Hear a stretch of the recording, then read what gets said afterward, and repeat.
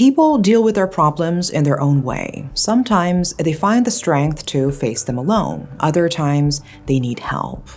Last time we covered a case that shook Japan, the Fuji TV sex scandal. Scandals like this aren't unique to one country. They happen everywhere, and they've become a huge problem in society. But what if the victim of abuse was silenced so completely that she had no choice but to tell her story through a film? This is a case that shocked the world, a case that turned one woman into a MeToo icon, only for her to be silenced in her own country. This is the story of the woman who changed Japan's sexual assault laws for the first time in 110 years. This is the case of Ito Shiori.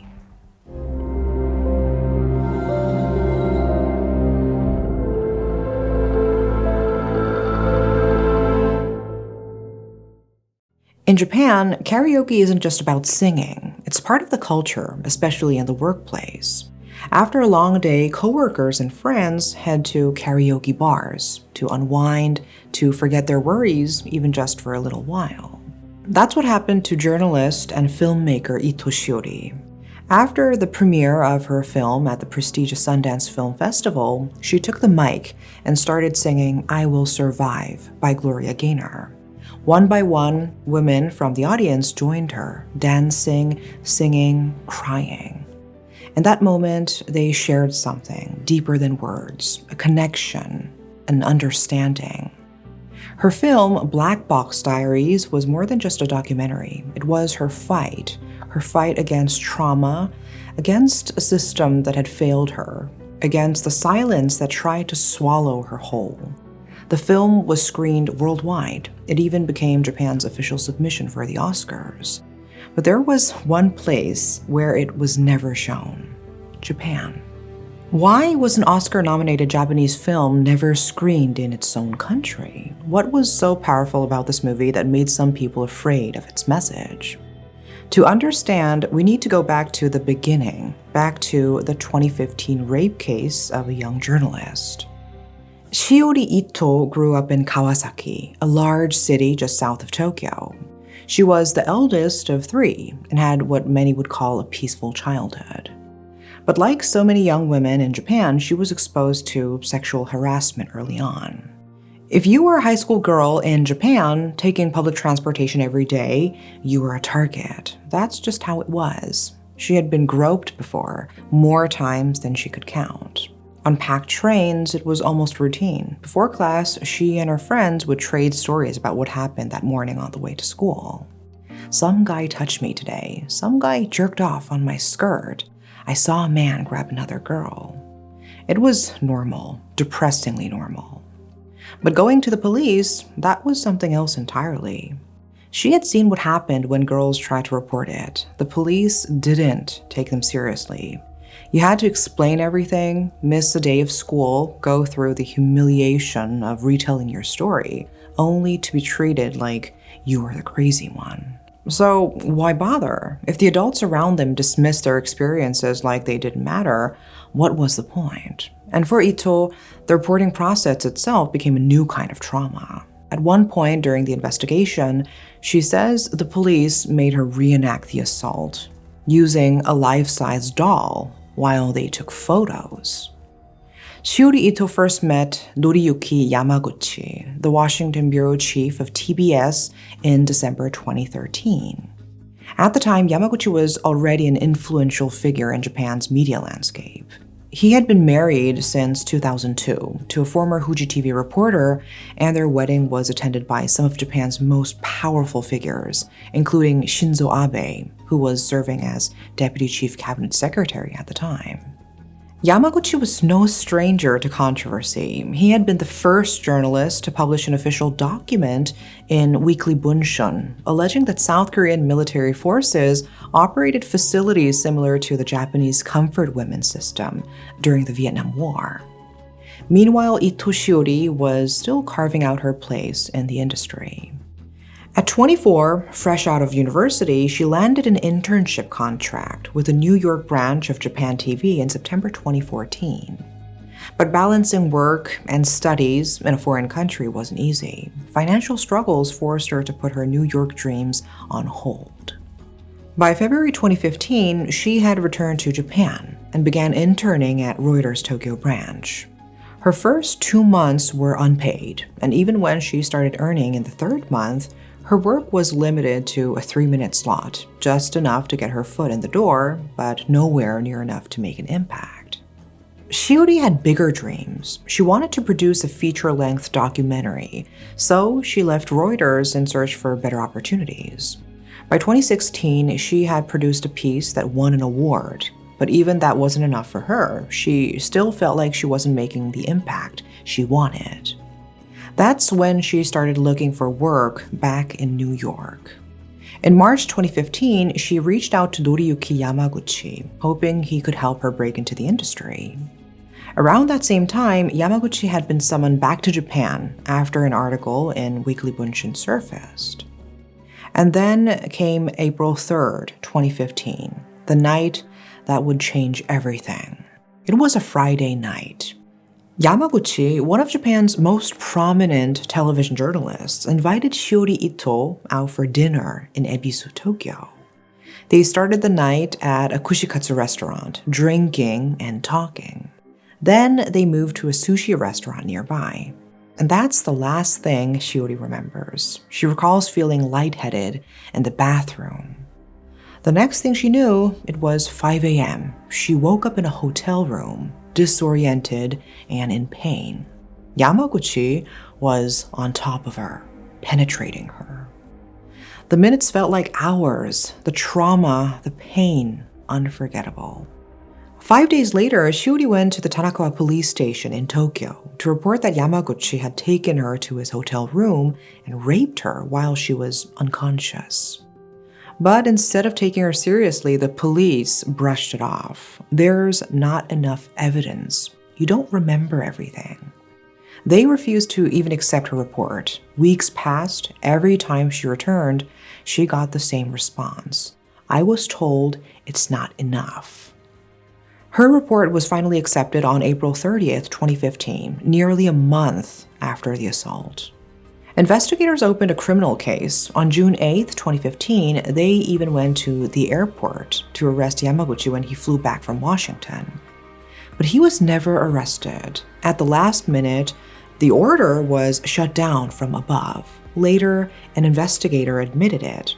The order to stop the arrest came from the chief of the criminal division of the Metropolitan Police Department, a man who would later become the chief cabinet secretary of the National Police Agency. Despite this, in August 2015, the police submitted Shiori's case to the Tokyo District Prosecutor's Office for further investigation.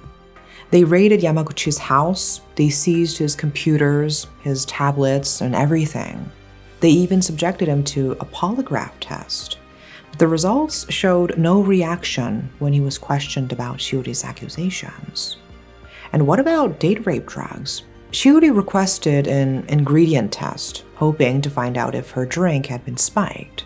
But the police never gave her the results. Back then, Japan's laws on sexual assault dated all the way back to 1907, more than a century old. And under those laws, just saying no wasn't enough to prove rape. To win a case, survivors had to prove physical force was used. They needed to show resistance scars or evidence that they fought back violently. If there were no visible signs of struggle, the system didn't consider it rape. Now, imagine what that meant for cases where alcohol was involved, cases where the victim was unconscious, unable to resist. Those cases, nearly impossible to prosecute. When investigators questioned Noriyuki Yamaguchi, he denied everything, saying the sex was consensual. One prosecutor even called it a black box case, because the assault happened behind closed doors, making it difficult to prove. But Shiori wasn't going to let it stay in the dark. She was determined to open that black box. She begged investigators to check the hotel's security footage. And when they did, they found it. The footage showed Yamaguchi pulling Shiori out of a car around 11:20 p.m. She was barely conscious, her head bobbing onto his shoulder as he propped her up and led her through the hotel lobby. Then, police tracked down the taxi driver who drove them that night. His testimony confirmed everything. He told police that Shiori had asked to be dropped off at the nearest train station, but Yamaguchi insisted on going to his hotel. Mid-drive, Shiori passed out. The driver later found vomit in the backseat. At the time, he thought she had just drunk too much. The security footage, the driver's statement, even the fact that Yamaguchi's DNA was found on Shiori's underwear, all of it backed her story. But still, prosecutors did nothing. On July 22, 2016, the Tokyo District Prosecutor's Office dismissed the charges against Yamaguchi, saying there was insufficient suspicion. Just like that, the criminal proceedings were closed. Shiori was devastated. She had done everything right. She had evidence, witnesses, DNA results, and still the justice system failed her. She felt defeated. But at the same time, she refused to stay silent. And then she did something unthinkable in Japan. She went public. In Japan, rape allegations rarely make it to the news. Most victims stay anonymous. A 2020 survey by Japan's Cabinet Office found that only 5.6% of victims report sexual assault to the police. In comparison, in the US, about 1/3 of survivors report their assaults. Even in high-profile cases like the Fuji TV sex scandal, victims chose to hide their faces, protect their identities, and avoid pressing charges out of fear. But Shiori did the opposite. On May 29, 2017, she stood in front of cameras near the Tokyo District Court and held a press conference. Her surname was undisclosed, but she showed her face. She introduced herself simply as Shiori. And then she called on prosecutors to reopen her case. She wasn't just fighting for herself anymore. She was fighting to change a broken system. At her press conference, Shiori Ito stood before the world and said, "The typical expectation of a victim is to be sad and weak, to hide and be embarrassed. And I have a problem with this norm. I have nothing to hide. If I don't speak now, the law will not change. And that's why I'm coming forward." Her words shook Japan. Yamaguchi wasn't just any man. He was a prominent journalist, someone respected, admired, even idolized. The press conference dominated headlines, making it impossible to ignore. It was revolutionary.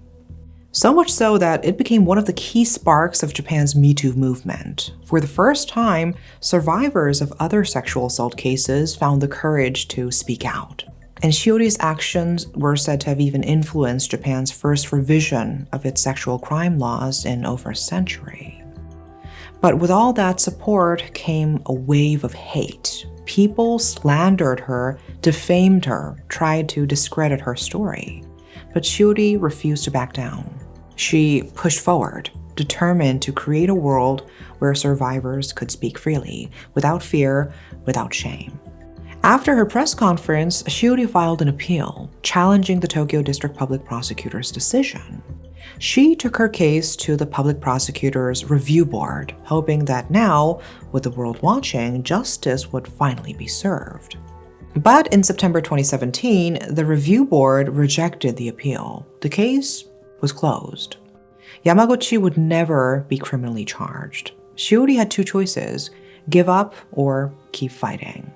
So on September 28, 2017, she took a different path. She filed a civil lawsuit against Yamaguchi, seeking 11 million yen in damages, claiming she had suffered mental distress from the assault. The next month, in October 2017, she published a book of accusations titled Black Box, a direct challenge to Japan's silence on sexual violence. She announced it at a press conference at the Foreign Correspondents Club of Japan, ensuring that the world was still listening. And then Yamaguchi fought back. On October 26, 2017, he published his own memoir titled To Shiori Ito, Who Sued Me, in the monthly magazine Hanada. In it, he denied everything. He claimed that Shiori's accusations had ruined his reputation, that he had been falsely accused. and he countersued her, demanding 130 million yen in damages and a public apology. But in December 2019, the Tokyo District Court ruled in Shiori's favor.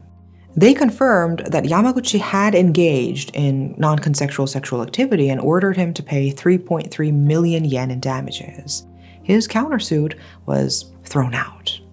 The court ruled that Shiori's statements did not constitute defamation, but Yamaguchi wasn't done. He appealed the decision to the Tokyo High Court in January 2020.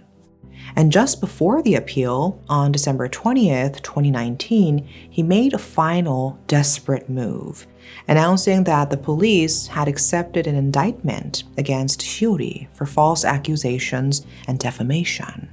But just 5 days later, on December 25th, the Tokyo District Public Prosecutor's Office dismissed the case. Shiori was not charged. Fast forward to January 25th, 2022. The Tokyo High Court upheld the original decision. They confirmed that Yamaguchi had engaged in sexual activity without consent and ordered him to pay 3.3 million yen in damages. But this time, the court also ruled that Shiori's book and press conference statements had harmed Yamaguchi's reputation. She was ordered to pay him 550,000 yen in compensation. Both sides appealed to the Supreme Court. Then on July 8, 2022, the Supreme Court ruled in favor of Shiori. The 3.3 million yen compensation was upheld. The Supreme Court rejected Yamaguchi's final appeal. But when it came to the date rape drug allegations, the court ruled that there was no concrete evidence to confirm Shiori had been drugged. The long and grueling court battle became a nationwide controversy in Japan. At first, Shiori kept her last name private, but once Yamaguchi confirmed her identity in his book, her name spread like wildfire across Japan. People flooded social media and online forums debating the case. Some supported her, but many others slandered her, accusing her of trying to ruin Yamaguchi's career. Some even labeled her a honey trap, claiming she had seduced Yamaguchi for personal gain, an old misogynistic trope used to discredit women who come forward. Shiori fought back. She filed lawsuits against several people who publicly defamed her. One of them was Sugita Bizuki, a member of Japan's Liberal Democratic Party, who had liked a tweet that spread false claims about her between June and July 2018. But the case was dismissed. The court ruled that a like button didn't necessarily mean approval of the content.